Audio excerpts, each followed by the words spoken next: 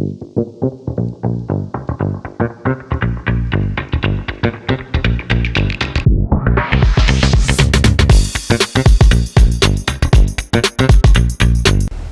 tal? Muy buenas noches, bienvenido, bienvenida a La Tertulia, el espacio donde se comparten las manías de un lector. Yo estoy aquí toda incómoda, ya me acomodé. ¿Qué tal? ¿Cómo le va? Ah, no, eso Bien. Lo dices tú, ¿verdad? No, tú dices cómo te llamas, pero si quieres lo digo yo. Ella es Mayra González Olvera. ¿Y tú? Jorge Alberto Gudiño Hernández. Ahí ¿Qué está, tal? ya quedó. ¿Cómo le va?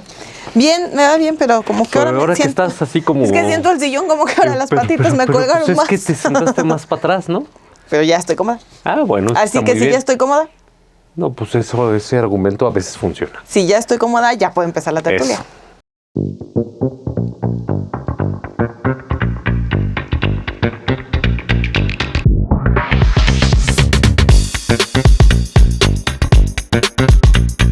A ver, Bye Mamá se llama el programa del día de hoy. Es un programa, va a ser un programa así como de Intenso. estrujo. Destrujo, me gusta eso, ¿No? destrujo. Va a ser como destrujo. Yo habría dicho destruje, pero destrujo me gusta más. Vamos a platicar el día de hoy acerca del duelo por la muerte de la madre, que nos ha contado la literatura acerca de eso. Vamos a tener de eso el versus y en este caso el pretexto es ni más ni menos que Notas desde el interior de la ballena de Ave Barrera. Así es. Entonces, ¿vamos primero a lo primero o segundo a lo segundo o qué tengo que decir ahora? No te pongas en ese recochino plan, Jorge Alberto Gudiño, cuando te volteé a ver claramente con la intención de que nos cuentes un poco más del tema. Oye, es que pasó algo muy curioso ahora que estábamos buscando, o que estaba yo buscando cosas sobre la muerte de la madre. Evidentemente, la muerte de la madre es probablemente como el gran impacto al que nos enfrentamos en la vida adulta, ¿no? O que uno más o menos lo piensa así o lo relaciona así, cuando las cosas son de manera muy natural, y creo que hay mucha más... Caso de manera muy natural. De manera exacto. natural, evidentemente, Sí. no de manera pues trágica o muy adelantada. No, yo me refería o de cosas manera natural en el sentido de que es lo que se espera. Ajá. De hecho, un amigo lo dijo alguna vez, y el Chascas también lo dijo alguna vez, ¿no? Que la última lección que suelen dar las abuelas es enseñar a los nietos el asunto del duelo y a despedirse.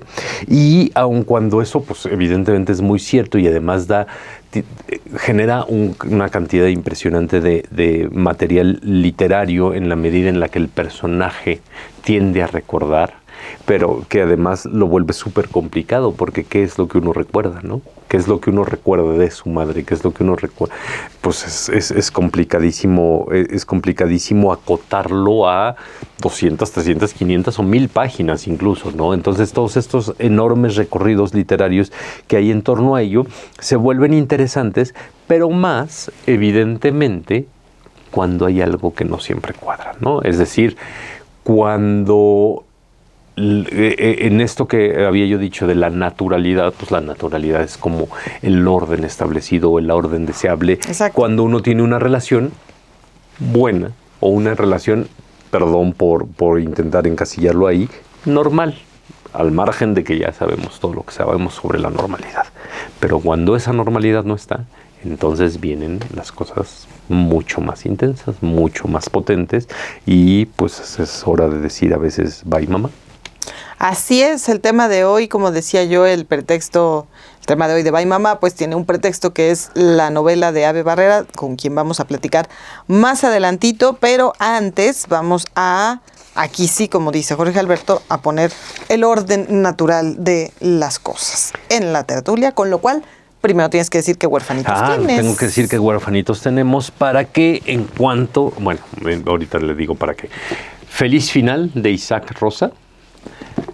The Night de Rodrigo Blanco Calderón, que ganó el premio la Bienal Vargas Llosa. Sí, y pues uno de nuestros consentidos, David Toscana, que ya estuvo aquí hablando de rusos. Este es Duelo por Miguel Pruneda. Así 3 es, uno librazos. de sus clásicos. Usted mándenos un mail al mail que está saliendo ahí, así a ver, o dilo. así.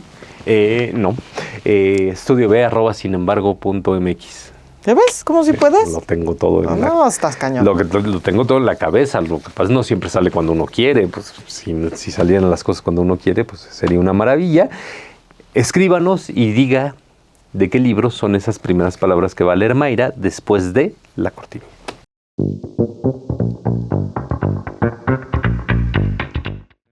Aquí van las primeras palabras. A ver, se marcharon los dioses el día de la extraña marea. Las aguas de la bahía, toda la mañana bajo un cielo lechoso, habían crecido y crecido, alcanzando alturas inusitadas. Las pequeñas olas inundaban una arena reseca que durante años no había conocido otra humedad que la lluvia y lamían las mismísimas bases de las dunas.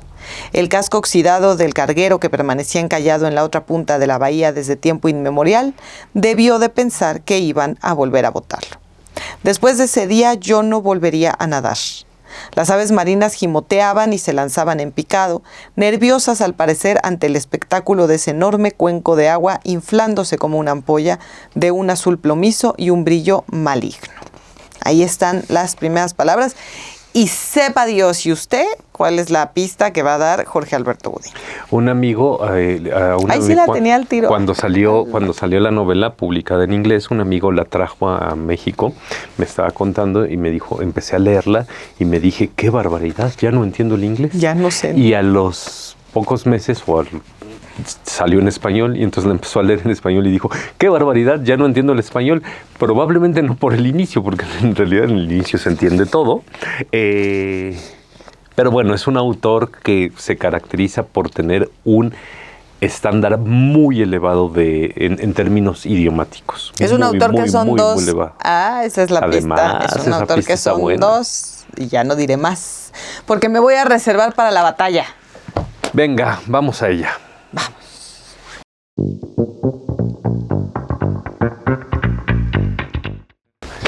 ¿Qué? Nah. Ahora sí, mira, muy, pero... A ver, son dos premios Nobel. Son dos premios Nobel y eso estuvo bien, ¿no? Trajimos dos premios Nobel, yo traje uno muy clásico, tú trajiste algo Tu libro también ya es muy clásico, oye, ¿de qué año es ese? Oye, pero no me traje el bueno, ¿eh? ¿Cómo? Ahorita te cuento, ándale. La carta de tu novia. No, de hecho escribe debe ser poquito, tuyo. Debe ser tuyo porque dice Auditorio Bernardo Quintana y trae tu letra, entonces Válgame esto es de Dios. la FIL. No, esta ¿de cuál no, es? de de minería. Eso. Bueno, evidentemente madre, traigo ¿esto qué? El extranjero, 5 de marzo. Este está editado en 1991. Del extranjero tenemos la versión, una primera edición de bolsillo en francés. Esas payasos las de tener en tu otra casa. No, la tengo en la casa, pero bueno, pues lo tenemos. ¿Y no la trajiste para presumir? Tim Mayra. Hoy ha muerto mamá, o quizá ayer, no lo sé. Recibí el telegrama del asilo, falleció su madre, entierro mañana, sentidas condolencias. Pero no quiere decir nada, quizá haya sido ayer. Meursault narra esta novela en primera persona a partir de la muerte de su madre. Él tiene un desapego absoluto, no con su madre, con su emocionalidad, ¿no? Sí. Consigo mismo. Sí, tiene poemas. Va al velorio, en el velorio me acuerdo que se preocupa del café con leche y de cosas por el estilo. Los que van al velorio, que son otras personas que están en el asilo, lo ven con una frialdad y dicen, es que cómo puede ser un hijo así ante la muerte de su madre, y luego declararán diciendo, es que este tenía pinta de psicópata o de sociópata, porque pues luego mata ahí a un árabe. Va caminando por la playa, le deslumbra el sol, o sea, que mega spoiler del tuyo. Ay, o sea, mega spoiler del tuyo. Tim Mayra, si usted no había leído El extranjero, Jorge Alberto se lo acaba de echar a perder. ¿Usted no escuchó nunca la canción Killing an Arab? Pues está basada en este libro. Eso es cierto. Pero lo interesante no es lo que las otras personas no es lo que le acabo yo de echar a perder a usted. Lo interesante es cómo vamos nosotros siendo conducidos por Meursault y vamos viendo que en verdad el sujeto no siente nada. Habla de su madre, habla de esta relación como de noviazgo que tiene, habla del árabe, todo le da absolutamente igual. Por ello, probablemente, pues, yo creo que sobre todo por esta novela, porque hay otras novelas de Camus que son diferentes en ese sentido, pues es que es uno de los precursores, de los padres del existencialismo, ¿no? Él y Sartre. Yo lo prefiero a él, por cierto. Los dos ganaron el Nobel, solo que Sartre lo rechazó. ¿Cierto? Camus no lo rechazó y creo que es esta, junto con otras, ¿no? La peste. Pero esta es de esas novelitas delgaditas que son poderosísimas, que son un clásico, sí, que tienen una perspectiva muy diferente. Esto que hablábamos al principio, ¿no? Pues la madre se puede morir, pero que el hijo no sienta nada, pues aquí está. Aquí está Camus y pues Tim Jorge Alberto, ¿no? Aunque se me haya olvidado el libro. Ya se lo echó a perder, se lo echó a perder. No le eché yo a perder nada, es más, lo dice aquí atrás. A ver, ¿qué dice? Dice, ¿y mata a un árabe? A ver, demuéstrame qué dice, ¿y mata a un árabe? No dice así. ¿Verdad que no? No dice. Pero es que lo pensé por la canción. Estás muy mal. Yo traigo... ¿La canción se llama o no se llama así? Traigo premio Nobel también, Annie Ernaux, con Una mujer. Ahora sí traje el Kindle, que tú siempre dices que lo vas a traer y nunca lo traes. Híjole, pues ahora yo sí lo lo veo traje. medio mal desde acá. Sí, pero pues no se debe ver bien, pero bueno, aquí están las pruebas. También chiquitito, cortititito. Sabemos que Annie Ernaux tiene en su obra prácticamente las obras pues están basadas en su vida, ¿no? Ahí es una premio Nobel reconocida por el trabajo de la autoficción, por el trabajo de zonas íntimas en las que se adentra y que comparte a través de su literatura. Y este libro, que se llama Una mujer, trata sobre la muerte de su madre. También arranca precisamente el momento en el que muere en la residencia la madre, el momento en el que se tiene que vestir a la madre cuando ella ya ve cómo la están arreglando, cómo quiere ella que esté, qué objeto quiere que tenga en sus manos ya para ser enterrada. Y de ahí pues nos vamos a ir para atrás. De ahí nos vamos a ir para atrás para poder ahondar en la madre de Annie Ernaux, en la que ella recuerda. Ajá. En la madre que ella tiene en la mente, en la madre de cuando ella era niña, en la madre de cuando ella ya es mucho más joven, en una madre que se convierte en una mujer muy autónoma, en una mujer que viene de una zona pobre, que viene de una zona campesina, que poco a poco va saliendo adelante, que además es como muy le gusta mucho tratar de superarse, ¿no? El hecho de que su hija se convierta en maestra y que su hija esté estudiando, entonces ella siempre trata de estar a la altura, de tener conversaciones con ella dignas, porque está tratando todo el tiempo de ser una mejor persona, también intelectualmente hablando, del paso que tienen sus padres por la guerra. Y es muy conmovedor porque en todo momento ya es evidentemente una Annie Ernaux que está como adulta recordando a la madre, pero el proceso de escritura de esta novela lo hace muy pegadito a la muerte de la madre. Entonces todavía se siente el dolor, todavía se siente la extrañeza frente a la ausencia, todavía se sienten esos quiebres de la relación que hubo en algunos momentos, todavía se siente esas ganas de preguntarle cosas y saber que ya no se las puede preguntar, pero que además se las pudo haber preguntado todavía poco tiempo antes, ¿no? Entonces es muy bonita, es chiquitita, es entrañable y en realidad, y lo platicaremos con Ave Barrera, lo platico ahora, comentamos por qué con Ave Barrera más adelante, decidir qué cosas sí contar para poder dibujar a la persona que fue la madre, y por eso el título es tan importante, que es Una mujer, que es algo que platico con Ave también, el hecho de que sea simple y sencillamente, más allá de madre, una mujer. Así es. Tim Jorge Alberto, Tim El Mayra. extranjero. No, precioso. Yo creo que la mejor novela de Annie Ernaux es Los años, entonces, y la mejor novela de Camus es El extranjero. Está mal. Está mal. ¿Los años no es preciosa? ¿Cómo arranca el extranjero? Hoy murió, lo acabo de leer, hoy murió mi madre. Sé. O quizá ayer, ¿no? Hoy ha muerto mamá, o quizá ayer, no lo sé. Recibí un telegrama del asilo, falleció su madre, entierro mañana, sentidas condolencias, pero no quiere decir nada, quizá haya sido ayer. Mi madre murió el lunes 7 de abril en la residencia de ancianos del hospital de Pontoise, donde la había ingresado 2 años antes. El enfermero dijo por teléfono, su madre se ha apagado esta mañana después de desayunar. Eran más o menos las 10. 2 arranques poderosos ahí. 2 arranques tremendos. Y qué manera tan distinta de 2 asilos de dar la noticia, ¿no? Ajá, tal cual, tal cual. Ahí está el versus. Vamos ahora a conversar con Ave Barrera. A ver, Jorge Alberto, cuéntanos qué te pasó y por qué de pronto vas a desaparecer de escena.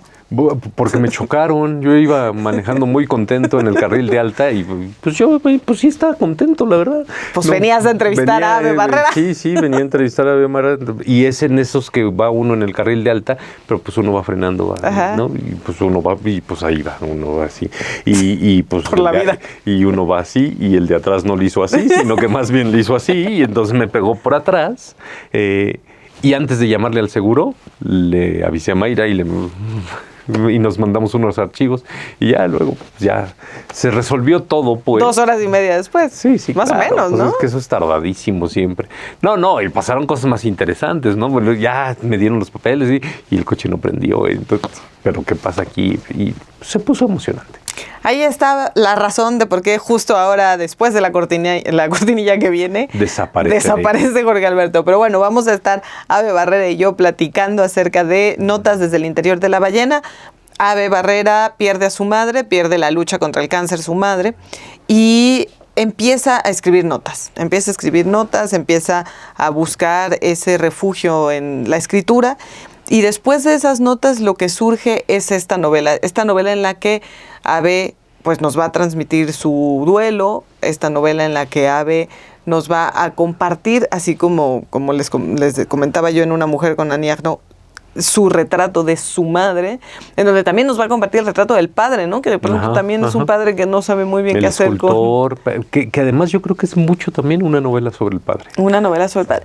Y al final también sus propias reflexiones que parten de el haber sido hija y ahora estar en un punto en el que muchas mujeres naturalmente se estarían convirtiendo en madres, ¿no? Sí, y lo que ella decide. ¿Qué más podrías decir de notas? Y que ella se va, en algún momento, ella son de Guadalajara, se va a Oaxaca, intenta irse a diferentes lugares, es decir, ya no está en la casa familiar, y entonces cuando regresa, sobre todo en la relación con el padre, hay como cierto tinte de reproche de qué es lo que pasa, de por qué tuvo que huir de esa relación, porque además la relación de sus padres parecía ser una relación casi modélica, ¿no? Ahí había, él es un escultor así como medio locochón, y ella había estudiado medicina hasta casi acabar, pero luego decidió ya no, y todo va filtrado como a través de esta idea de que se convierten en testigos de Jehová, ellos, Ave no,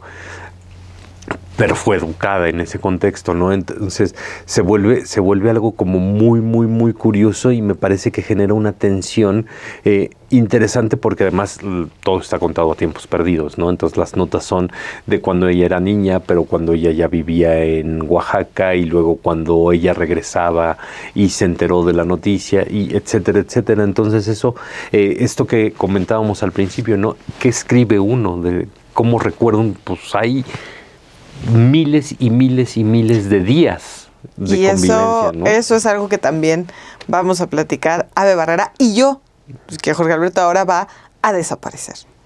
Vamos a la entrevista, ya se va. Despídete. Vamos a la entrevista.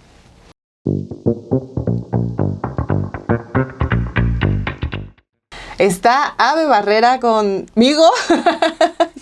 Ya les contó Jorge Alberto su tragedia, así que bueno, afortunadamente todo bien, ya lo pudieron ver ustedes también en imagen y ver que está sano y salvo y completito. Y lo rico también, pues tiene su cosa que solamente esté yo solita con la autora y la tenga para mí. Bienvenida, Ave. Ay, muchas gracias. Bueno, es un gusto estar acá siempre contigo. Notas desde el interior de la ballena. Ya hemos platicado acerca de este libro, este artefacto literario, esta novela. Ya veremos. Ya aquí también hemos hablado de las etiquetas y de que cada vez es más, no diría complicado, pero cada vez es menos útil utilizar las etiquetas, ¿no? Sirven para que los libreros puedan poner el libro en una estantería, sirven para comunicar a veces a través de la mercadotecnia y de la prensa, pero en el universo de las letras Sí. Ya. Sí, yo siempre digo, entre más mezcladito, más sabroso, ¿no? Entre menos sepamos estas definiciones cuadradas, si nos escapemos como de esos esquemas, hay más oportunidad de experimentar y de buscar esos recovecos que nos pueden llevar a lugares interesantes. ¿Será sobre todo importante esta mezcla cuando estás tratando un tema tan íntimo, cuando es un tema personal, un duelo, como es el caso de Notas? Sí, sobre todo necesario, porque no te puedes quedar en un solo discurso, te quedas en un solo discurso, te encasillas y eso te limita. Entonces creo que la propia narrativa va exigiendo, va pidiendo dar de sí y buscando otros lenguajes, acomodándose, ¿no? Buscando de qué manera puede comunicar de una manera más efectiva, más eficiente lo que tiene que comunicar, lo que tiene que transmitir. Ahora, Notas es literalmente, Notas es un texto fragmentario. ¿Por qué te funcionaba hacerlo así como de estampas, como de golpes al lector? Bueno, nació así porque, bueno, fue una novela compleja. Traté de escribirla mucho tiempo de una manera completamente ficcional. Ya sabes, totalmente desapegado de mi vida, aunque con ciertos distancia, guiños, ¿no? Distancia. Y no podía, era imposible. Entonces, pues, me di cuenta, me cayó el 20 así de, bueno, voy a separar la ficción de este lado y le voy a dar vuelo a la hilacha, como decimos acá. Voy a escribir lo que sienta que tengo que escribir de todo este proceso personal, del duelo y del vínculo con la madre. Y me empecé a leer un montón de autoras. Me empezaron a detonar preguntas, ¿no? Agarraba apegos feroces de Vivian Gornick que decía, yo también, sí, claro. Así, y esto. Y entonces esas preguntas las fui llevando a Notas. Entonces así fue surgiendo Notas, ¿no? Me encontraba con algo, con un fragmento así iluminador, lo escribía, lo transcribía, luego empezaba a escribir una anotación de alguna reflexión, recuerdo, pensamientos, lo que fuera, ¿no? Iba vaciando en todas estas notas, o sea, llené un bonche así enorme de hojas blancas escritas a lápiz, como de manera muy espontánea, en este diálogo con esos otros discursos. Algunos se incorporaban, otros me detonaban cuestiones más narrativas, más como estampas de historia personal, y otros eran más reflexivos, ¿no? Uh-huh. Y a la hora de, bueno, ya tener todo ese bonche de hojas, así ¿qué hago con esto? Bueno, ya en un segundo momento está la intención de, bueno, vamos a tratar de hacer literatura con esto, ¿no? Con este material, con esta madera que ya pude recolectar de ese bosque, tratar de construir algo. Y fue como un trabajo como de, primero encontrar las líneas narrativas que quería que atravesaran la novela, identificar muy bien cuáles eran las líneas temáticas, ¿no? De un lado como el duelo y del otro lado el conflicto del vínculo entre madre e hija, y todos estos fragmentos que iban aportando, ¿no? a estas dos líneas narrativas. Y fue por eso que era pues completamente necesario. Yo siempre digo que hay que escuchar a las historias y que nos digan ellas cómo quieren ser contadas. Normalmente empiezo tratando de hacer que mi chicharrón truene. Yo me voy a imponer al texto. Yo me voy a imponer, yo soy la autora. Yo voy a decidir aquí. Y siempre acaba poniéndome una barrida y una trapeada a la historia, porque me dice, ¿sabes qué, mijita? No. Así no va a ser como, qué bueno que ya impusiste y que te crees la autora, pero fíjate que no. Esto no funciona así, con permisito, así es como tienes que escribirlo. Y es sabroso tener esta ilusión de control. Yo creo que los novelistas somos novelistas porque somos en el fondo unas almas profundamente controladoras. Queremos tener el control aunque sea en algo, pero ni siquiera en eso tenemos el control. Ni siquiera, esa es mi ilusión. Es bonita esa ilusión de control, pero también es muy bonito después soltar. Es decir, ok, no soy yo, no tiene nada que ver conmigo, es la historia. Escuchar a la historia y dejar así como medium que te atraviese y que sea y que agarre la forma que quiera agarrar, ¿no? Y eso también es muy bonito. Fíjense qué importante, ahora que en esta temporada hemos hablado mucho de edición y con Julián hablamos también con Suerte de Principiante de cómo es el ejercicio de la escritura con Julián Gelbert. Fíjense lo importante que es esta reflexión que está haciendo Ave, y no solamente para esta novela, sino también aprender, si ustedes están escribiendo, que a veces la peor idea es aferrarse. Es la peor idea. Si ustedes ven que no va por ahí, aunque se digan a sí mismos, pero es que llevo meses trabajando en una primera persona, pues si no es en primera persona va de retro y no es que esos meses no hayan valido la pena, pero pues ni modo, menito. O sea, a darle por otro lado. Ahora que decías las lecturas, justo en el versus voy a aprovechar que no está Jorge Alberto Tim Mayra, porque comentaba hace ratito sobre Una mujer de Annie Ernaux. Y yo algo que me pregunto, o sea, estuve en paralelo todo el tiempo leyendo Una mujer y pensando en las notas, en la novela de Abe, y me preguntaba, ¿cómo le hacen para elegir esos recuerdos para reconfigurar a la madre, ¿no? ¿Cómo elegir esos momentos del pasado que construyen realmente no solo a una madre, sino a una mujer a través de la pluma de la hija? Uno se engolosina mucho, porque o sea, en realidad escribimos para hablar de nosotros, para controlar algo. Aquí, la palabra de hoy es control, amiguitos. Control, y que no lo tenemos, digo, todas las cosas que en estos días se nos han salido de control, vaya, bueno, así es la vida. Pero escribimos también para contar nuestro relato, ¿no? Lo que queremos decir de nosotras, de nuestra experiencia, utilizamos a lo mejor ensayo académico, pero finalmente lo que detona el interés por un tema, sea en ensayo, en novela, en cuento o en cualquier otro género, lo que nos inspira a dedicarnos a algo, a un tema en especial, viene del corazón, viene de algo que nos inquieta y que tiene que ver con el relato personal. Entonces es muy valioso ese relato personal, pero luego sentimos, bueno, ¿a quién le va a interesar mi álbum familiar? Los voy a aburrir, ¿no? O sea, miren, aquí fue cuando entré al kinder. Te voy a enseñar las fotos de mis vacaciones en Acapulco. Aburridísimo, ¿no? Entonces, yo creo que ahí lo que yo aprendí muchísimo de Vivian Gornick con el libro de La situación y la historia, es que cada pieza del rompecabezas tiene que obedecer al conflicto central. O sea, está la situación que atraviesa ese nervio principal que es un tema sensible, y cada una de las fotografías o reflexiones o estas estampas literarias que configuran una narrativa fragmentaria tienen que ser como partes de un rompecabezas esenciales, tienen que volverse esenciales para ese hilo conductor que nos lleva a lo largo de una narrativa. O sea, sería aburrido si estuviera desconectado, y aunque para mí es muy interesante, un recuerdo muy sensible, muy bonito, pues a lo mejor el lector no tiene cómo conectarlo y no le hace sentido. Entonces, la cuestión, creo, lo que aprendí yo a partir de ese libro es darle sentido a cada uno de esos fragmentos en ese conjunto. Ahora, hablas de contar tu vida o de reconfigurar tu pasado, de compartir esto con los lectores, que sea de su interés. Me gusta mucho también cómo te alejas con frases ajenas, ¿no? Con estos epígrafes. ¿Cómo los seleccionaste? ¿Por qué integrarlos también en tu narrativa personal? Sí, era esencial que estuvieran presentes esas voces, porque no quería que pareciera que, bueno, este libro lo escribí yo solita con mis manitas, miren, salió por generación espontánea porque recibí la inspiración de la musa. Hecho por, ¿no? Todo lo contrario, ese libro surge de la comunicación y de tejer hilos con esas otras voces, y quería que estuvieran presentes ahí, que se viera pues de dónde viene el trabajo conjunto, ¿no? Esta profunda amistad que tengo con Rebeca Solnit, y que ella no lo sabe, pero somos besties. Pero somos bien amigas.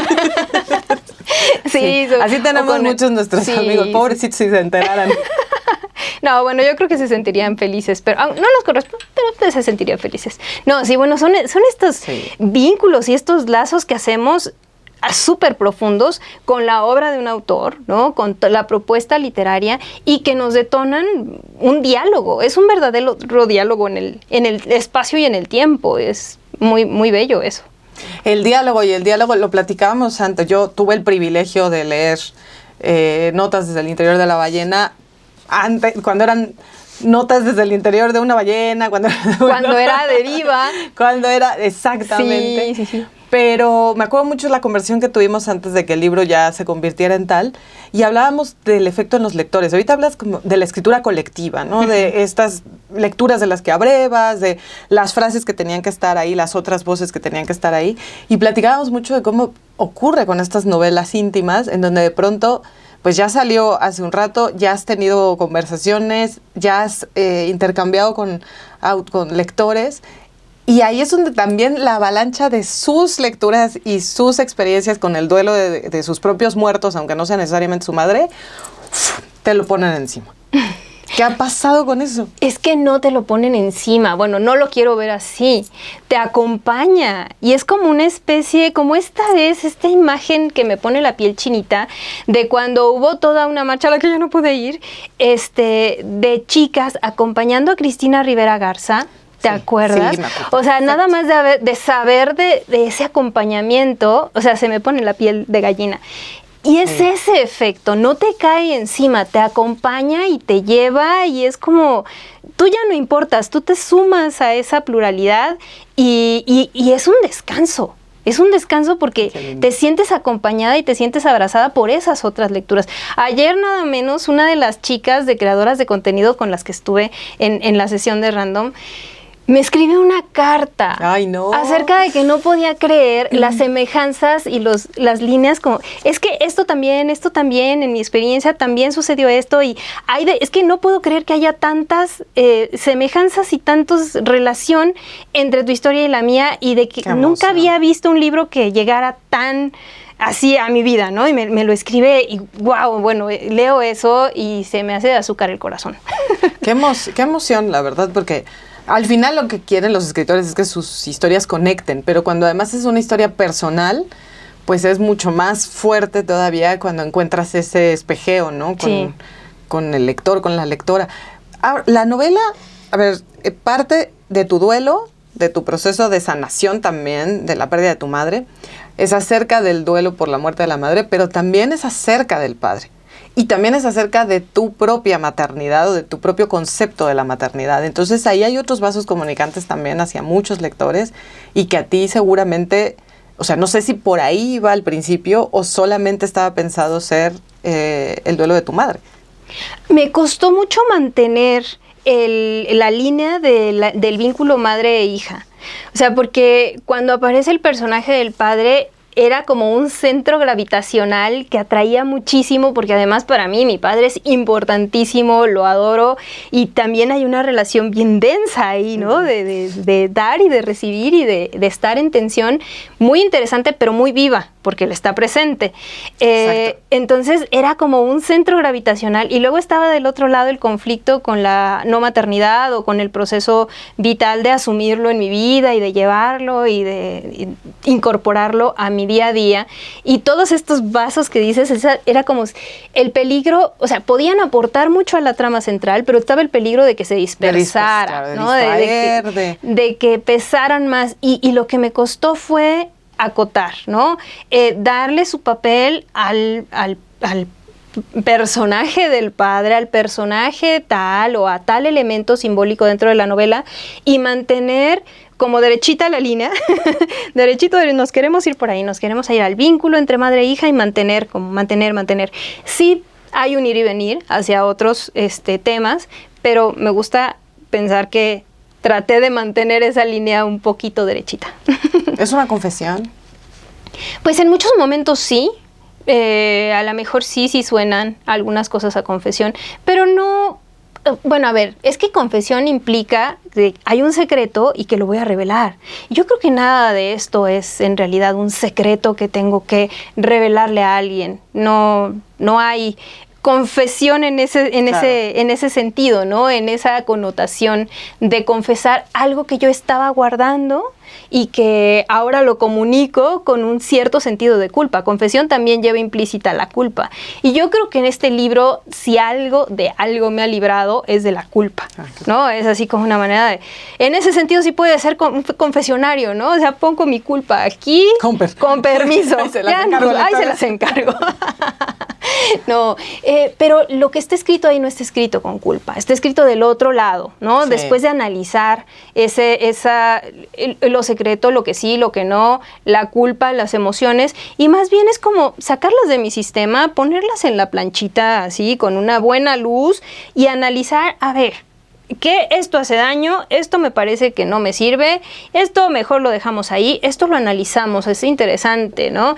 Ir haciendo como esta vivisección del conejito, abierto así, patas arriba, y estudiar o tratar de acercarse al hecho de la hijitud. ¿Qué significa ser hija? ¿Qué significa relacionarnos con nuestras madres? Estos pequeños conflictos que son como descargas eléctricas pequeñitas que están ahí constantemente y que forman parte del vínculo de amor, o sea, que vienen desde el amor, pero desde un amor que no termina de embonar del todo porque estamos desfasadas en el tiempo, estamos desfasadas en la manera que nos formamos como mujeres, y entonces ese desfase crea pequeños roces y estos como descargas eléctricas que ¡ay!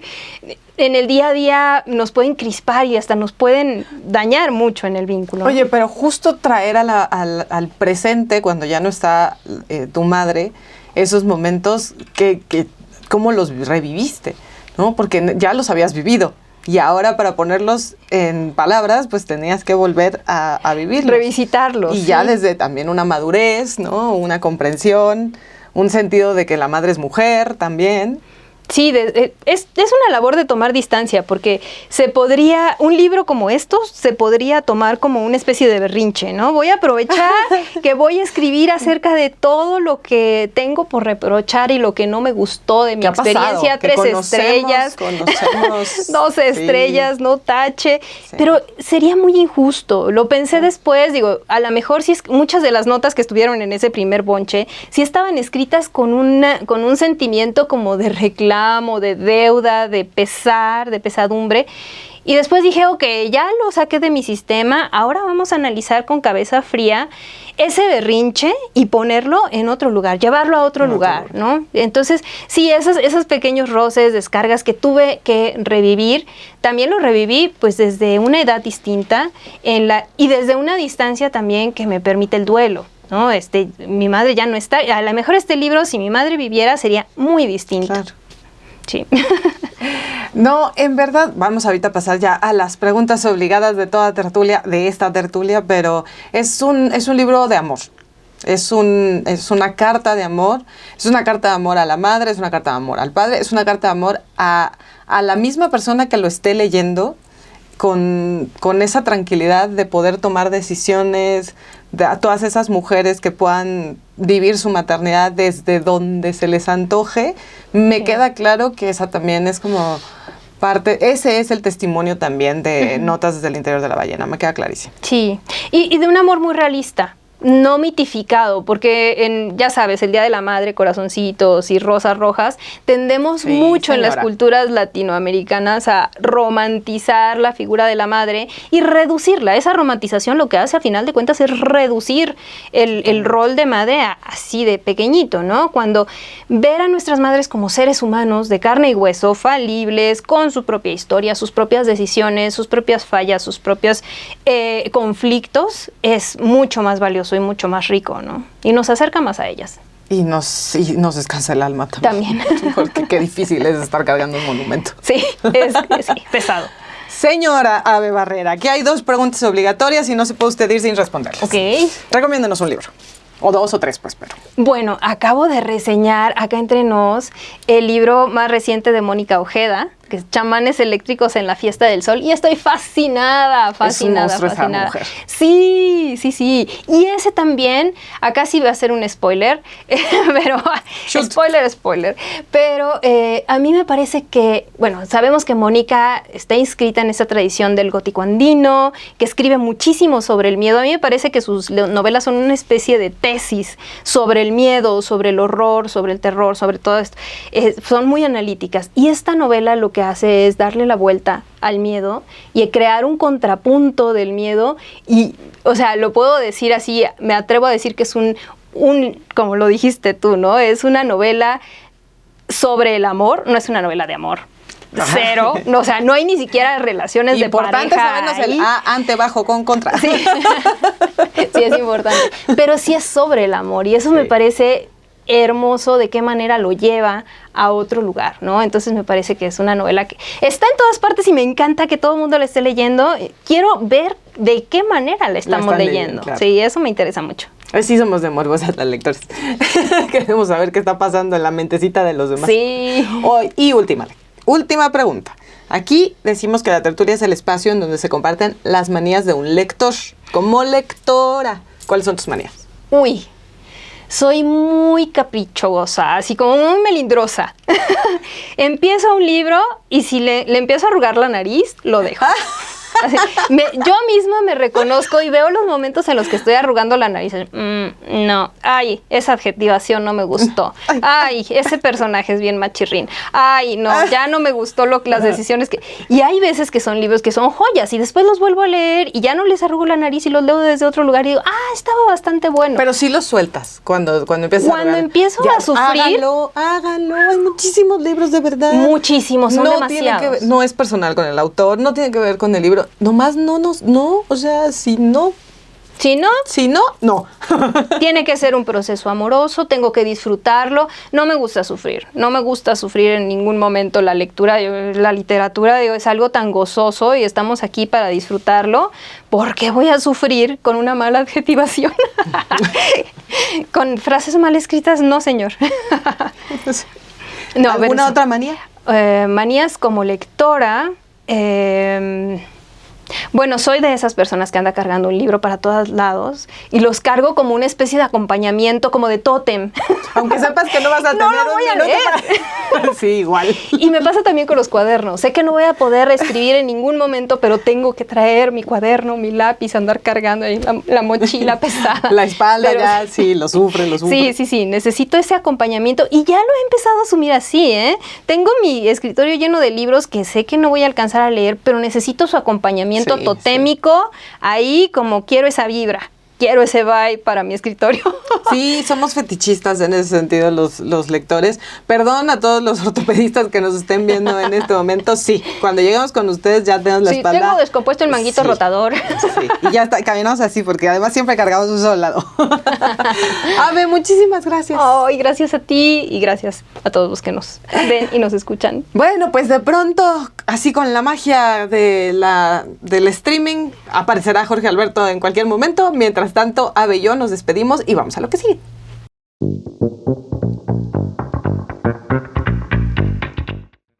Ay, sí es. ¿Ya regresé? Sí. No, no lo lamentes, ya regresé ya. No, pero es que me quitas el mood porque que tú hayas chocado y te hayas ido. Pero no fue mi culpa. Tú no estuviste en la entrevista con Ave, que sí fue muy conmovedora. Me chocaron. ¿Cómo habla Ave también? Me chocaron y también me quitaron el mood, o sea. Qué fuerte enfrentarse a la madre a través de la escritura, en este caso de Ave, con estas notas. Si tienen oportunidad de buscar la charla que tuvo, la presentación que tuvo con Elvira Liceaga y con Sara Uribe, búsquenla, por favor, está en Facebook, búsquenla porque fue espectacular cómo estuvieron ahí comunicándose la escritura de las tres y todo lo que encontraron también sobre el fantasma de la madre y sobre el homenaje a la madre y sobre el bajarla también del pedestal. Es espectacular y gracias a Ave de nuevo por haber estado con nosotros y pues te toca ya, porque además esta parte sí, ¿cómo la iba yo a hacer? O sea, donde no regresara después del choque, como yo que divulgaba, pues... Bueno, vamos a ver. No, vamos a ver nada. Vas a divulgar tú. Vamos a ver qué nos trae Jorge Alberto.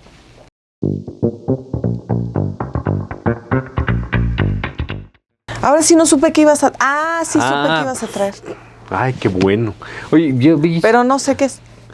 Bueno, es un libro de Ben Wilson que se llama Metrópolis. Ajá. Te lo presto, luego quieres. A mí me gusta. Metrópolis es una historia. Una historia de la ciudad, el mayor invento de la humanidad. Ya ves, podría ser. ¿Ya lo tendrá nuestro amigo Rodrigo Díaz? No lo sé, pero hay que preguntarle al gran urbanista Rodrigo Díaz. A ver, es Es dos cosas ese libro. Es una historia de las ciudades desde las primeras ciudades. Ahí viene cuál es la primera ciudad. Aquí, mira, que es Uruk, que es evidentemente esa no es una foto de Uruk, es una recreación, no había fotografía en ese entonces, hasta hoy en día las mega ciudades. Y entonces habla de, a ver, esta parte que es la primera de esta historia, ¿no? Cómo se fundó Uruk, luego cómo se fueron fundando siempre se le caen cosas a tus libros. Las ciudades es que luego dejo los separadores ahí adentro. No, por eso nunca tengo. Cómo se fueron fundando por diferentes razones muchas ciudades, cómo muchas ciudades parten de cuestiones simbólicas, cómo muchas ciudades parten de cuestiones económicas, cómo muchas ciudades fueron espantosas durante grandes periodos. ¿Cuál dirías que es la más fea? Es que me llama mucho la atención cuál de las que leí ahí era espantosísima. Ay, no quiero decir que siento feo. Chicago. Chicago era una cosa horrorosa porque empezó como un mega rastro. Imagínate una ciudad rastro. Es una cosa. Sí, bueno, no tuvo un gran inicio. Que además, evidentemente, traían todas las enfermedades, todos los problemas, todo. Y sin embargo, de no ser por las ciudades, es una de las hipótesis de Ben Wilson, en realidad la humanidad no se habría desarrollado tanto. Y además trae luego estas otras partes que tienen que ver con índices demográficos de cómo los porcentajes de las personas, cada vez un porcentaje mayor de personas vive en áreas urbanas que en áreas rurales, no tanto porque no se necesiten áreas rurales, evidentemente se necesitan, sino que para cultivar plantas o para hacerse de mucha carne, en realidad cada vez se necesitan menos personas, ya los procesos son más automatizados y entonces hay enormes migraciones a ciudades.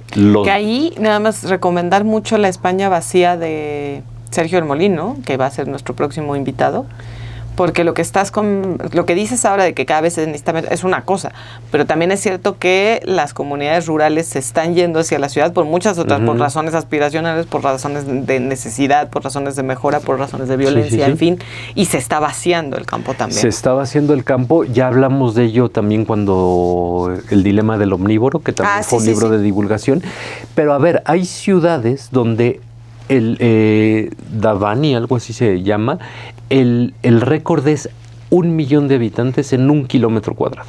1 millón de habitantes en 1 kilómetro cuadrado. De pronto pensamos en la Ciudad de México y decimos, es que somos entre 8 y 10 millones. Claro, pero tenemos un montón de kilómetros cuadrados. La población en esos... hay ciudades donde la población vive tan hacinada que prácticamente se generan nuevas economías y nuevos modelos de sociedad dentro de las propias ciudades de manera completamente diferente. Ahora bien, si es verdad que la ciudad es como el ideal al que se aspira desde ciertas perspectivas, también hay otra parte en donde nos hace ver que estamos perdiendo a la ciudad. Es decir, la ciudad entendida como ese espacio público en donde se generan cosas. Las primeras ciudades se fundaban y cuando se fundaban, los habitantes de esas ciudades se reunían en parques, en plazas, y hablaban. Y ese hablar y ese compartir cosas generaba inquietudes, cultura, transacciones.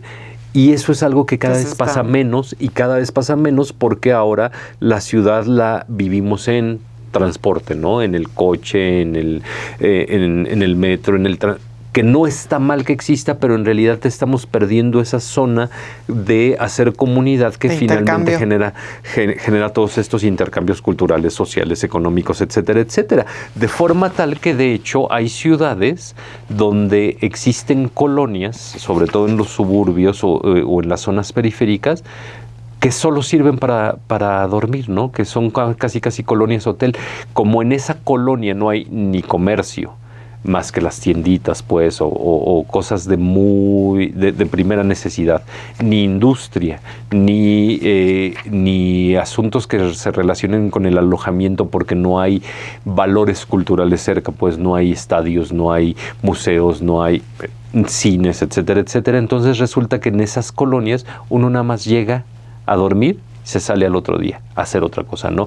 Y eso hace que se pierda el intercambio. Entonces estamos intentando buscar ese balance porque sí, es verdad, las ciudades generan un montón de cosas, un montón de ideas, un montón de industrias, resuelven muchísimos problemas, pero hay que volver a habitar las ciudades, hay que volver a ya se puso Mayra a leer el libro. Está re bueno. Está re bueno. Hay que volver a ser parte de esas ciudades.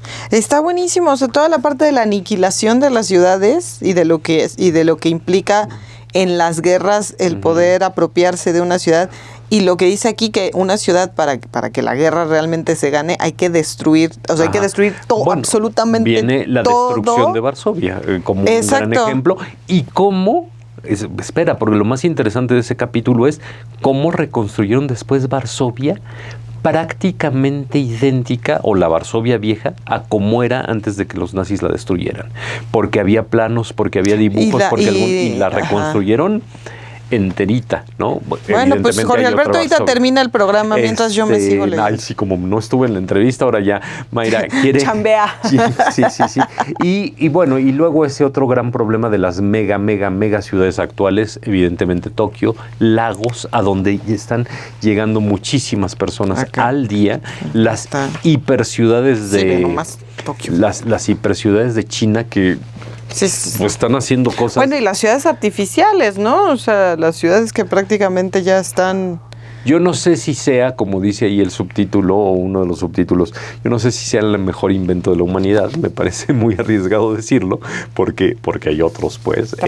Pero pues, es un libro súper interesante para que entendamos un poco cómo funcionamos como seres urbanos y cómo la humanidad tiende a eso, además. A ver, aquí te voy a meter tu separador, tu cartita de minería. No, pero esa cartita venía en otro libro. Bueno, ya, ahí está. Me gusta. Ahí está. ¿Te gusta? Sí, está bien bueno. Está bueno. Veras, yo ya me estaba yendo, pero pues hay que hacer un programa, ¿verdad? Así es que... Metrópolis de Ben Wilson. Falta poquito para que se acabe, ahorita ya me sigo. Mientras tú manejas, esperando que no te choquen, ¿verdad? Y así yo pueda seguir leyendo Metrópolis. Mientras tanto, y hablando de leyendo, pues ¿qué estamos leyendo? ¿Qué estamos leyendo? Amo a ver.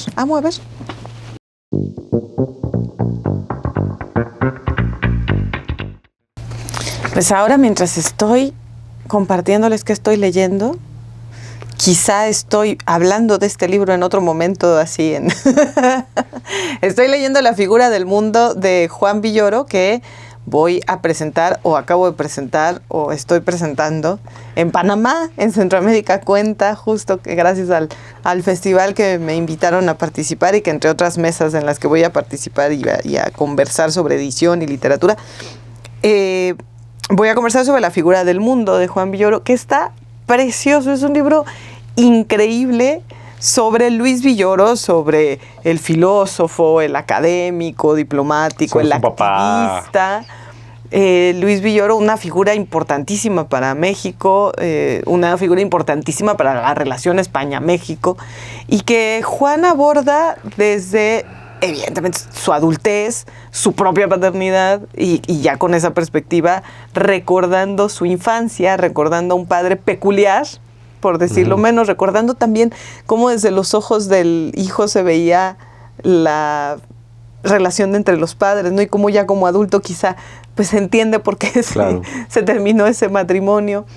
De una visión amorosísima de Juan hacia su padre, con total admiración, pero que además, por supuesto, a un monumento como puede ser, como es Luis Villoro, pues lo aterriza, lo convierte en alguien mucho más humano. Sí nos comparte cómo pues era un hombre que al final vivía del conocimiento y para el conocimiento, y la conversación entonces de pronto entre un hombre así con un niño podía ser a veces... pues a veces hasta, no sé si caricaturesca, ¿no? Por un adulto queriendo hablar con un niño sobre ciertos temas, pero que terminan siendo conversaciones preciosas y que además también formaron al Juan Villoro que ahora conocemos, cómo se aproximaba a la ficción, a contarle cuentos, cómo le contaba acerca de lo que más le interesaba a él, ¿no? Acerca de la mitología, desde que él era niño, y cómo desde niño él pues lo percibía de una manera muy distinta, por supuesto, y tenía una relación muy distinta a la que podían tener otros de sus amigos con sus padres, ¿no? Entonces es precioso, es un retrato divino, la figura del mundo de Juan Villoro. Yo no traigo un libro precioso y además tengo que confesar algo. Me robé esta lectura. Sí, era traigo mía. Revancha de Kiko Amat. Mayra le traía muchísimas ganas, pues lo dejó ahí botado y no se puso a leerlo. Pues entonces lo agarré y me puse a leerlo. ¿Qué cosa? A ver, varias. Uno, está escrita en 2 planos narrativos. En uno el protagonista es Amador, en segunda persona, por cierto. En el otro el protagonista es César, en tercera persona. Amador es más, lo voy a leer tal cual dice aquí. El consejero y número 2 de la facción criminal de Locos, el grupo ultra Del Barça. Del Barça Fútbol Club. Ajá, ¿no? sí. El grupo ultra en los 90s. El grupo ultra, los Locos del Barça Fútbol Club. ¿Qué cosa? O sea, los hooligans, pero no, pero a ver. Pero el fútbol es un pretexto, ¿no? El fútbol es un pretexto, sí le van a ellos. Ajá, y, sí. y cuando llegan los del Madrid, se agarran con todo, pero a ver, se agarran con todo en un entendido muy peculiar, solo arma blanca, ¿eh? No usan pistolas. Cada quien sus códigos. No, bueno, pues se dan. O sea, son súper salvajes y evidentemente eso les genera un poder y ese poder pues los hace irse a otros negocios, ¿no? A otros negocios se dedican de hecho, la primera escena atrapan a un gallego que les anda llevando ahí el asunto de la droga y lo que le hacen al gallego, ¿no? Es pedófilo, ¿no? El gallego no. A ver, ahí, plano 1. Es que yo le tengo muchas ganas a esa novela, leí reseñas y... Plano 2, Ajá. César era un jugador de rugby. Le decían la montaña en movimiento. La montaña que se mueve. Imagínate lo que era que se te dejara venir. No. Así de... Estaba ya a punto de ser, ya estaba a nada de la gloria cuando algo le hacen a su hermana. Y va, o cuando algo le están haciendo a su hermana, 4 militares. A esos militares les pasa, o sea... Y a él lo meten a la cárcel, donde se encuentra un sujeto que le dice, tú eres bueno, eres un salvaje, pero eres bueno, ayúdame a vengarme de gente mala. Sí. ¿no? Y entonces él empieza a perseguir a pedófilos, a gente que además sale bien librada, a uno que iba borracho, atropelló a alguien y entonces ahí... Y le dieron 3 meses de cárcel, ¿no? Sí, y se me antoja un montón. Y entonces... Y evidentemente la vida de los dos se va a cruzar, ¿no? Se va a cruzar, pues, de la peor manera posible, porque los dos son súper salvajes, ¿no? Y además uno tiene un grupo y no es fácil de leer. No es fácil de leer por 2 razones. Es una novela muy violenta, sí, ¿verdad? Muy gráfica, mucho, pero además, sobre todo uno de los 2 planos narrativos está escrito en un caló complicado.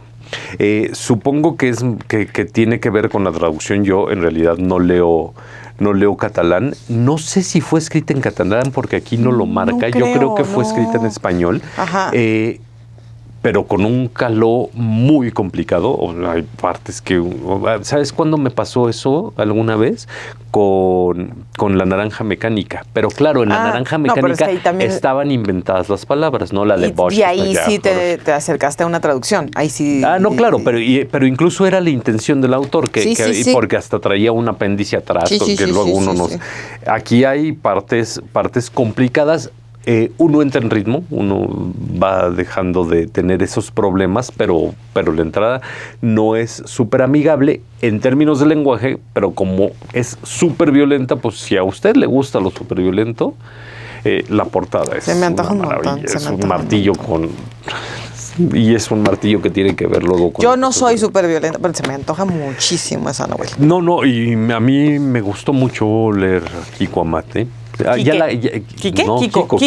Ya la acabé. Pero le estaba leyendo hace ratito. Ay, cuando me chocaron, pues me puse a leer. Pues ya se acabó esta tertulia. Comentarles para que estén muy puntuales el próximo miércoles 8:30, si es que todavía tienen oportunidad, porque capaz que ya nos están viendo ustedes en el 2027, porque el siguiente programa es el último de la temporada. Así es, en donde hablaremos con Sergio del Molino. Exacto. Y nos despediremos. Exactamente. Por un tiempito nos vamos a despedir hasta la siguiente temporada, pero no nos pongamos todavía tristes, falta un programa, ya nos vamos a ver en ese mismo, así que por hoy... Se acabó. Nosotros somos Mayra y Jorge Alberto y Mayra. Buenas noches. Las elecciones 2024 en Sin embargo al aire.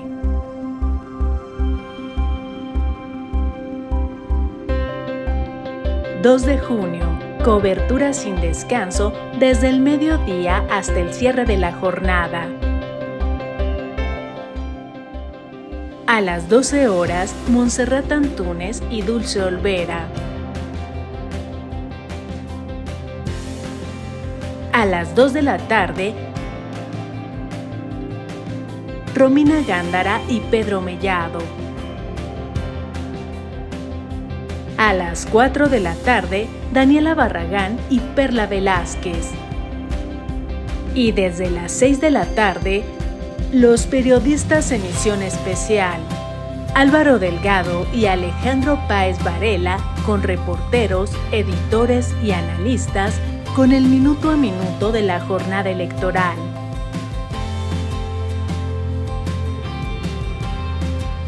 ...2 de junio... Cobertura sin descanso desde el mediodía hasta el cierre de la jornada. Las elecciones 2024 en Sin embargo al aire.